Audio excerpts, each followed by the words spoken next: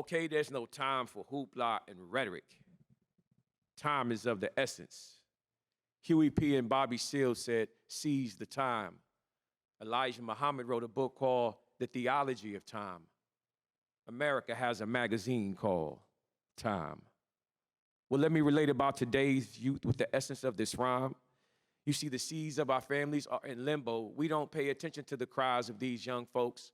Oh, yes, we raised them, we bred them, we fed them, we clothed them, we played with them, and at times, we've often hurt them. As a school teacher, what can you do day to day just to keep your students focused? You try to keep them all day until you clock out, hoping that when you drop little Shaniqua off, she gonna survive through the night. You see, you met that little bit of family that she's got at the PTO meeting, and well, you know things are all right. Bye, Miss Smith, I'ma see you tomorrow. Bye, baby, do your homework, is what you tell her. But what you really want to say was, just hold on, sweetheart. Do you need something to eat before you go? If things get that bad during the night at your house, baby, pray about them. And if they get real bad, here's my number. You can call me, all right? All right. No, teacher, you aren't just an instructor.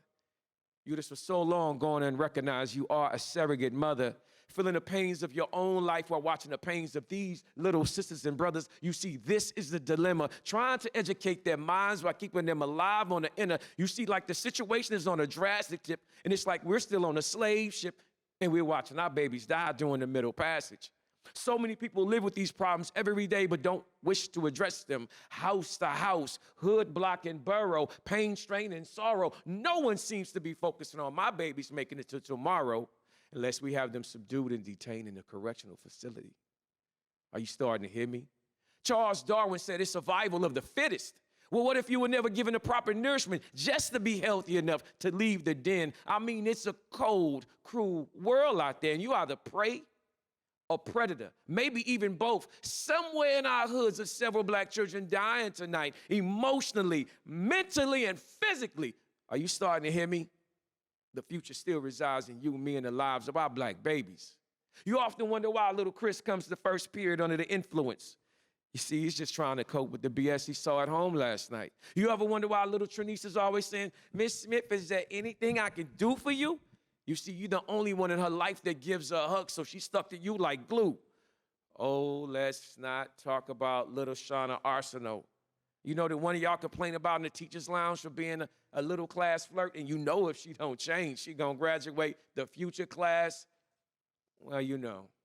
You seemed a little offended by that last statement. Well, you should be, because these babies are screaming out, and they only in the 7th grade. Solutions through pollution. Solutions through pollution. Because of our neglect of our own black communities, we might have to pay them restitution. Spend proper time with them. Give them the actual factual if you have any left in your minds. They say the game is to be sold, not told. We've been materialistic for so long we can't see we living wrong. Caught up by the white man's art of corruption and seduction. Don't y'all remember that little Saturday after school jingle? Conjunction, junction, what's your function? Nowadays, it's to live, breathe, and die. Never question why. And now your babies are spending time disillusioned after school, getting high. No, don't throw your hands up when you see them. Do all you can to impart what you have while you're with them. Do it like Brother Malcolm did. Make it simple and plain. Break things down on their level, then build them back up so they can sustain the ride for the long haul. This life is already short, and we're losing so many students. Hey, teachers, can't you see the spaces where there used to be students filling the halls? Just look at it all. There's no more time for us to waste. We need to get back up and keep standing. There's no more time for us to fall. Divine word.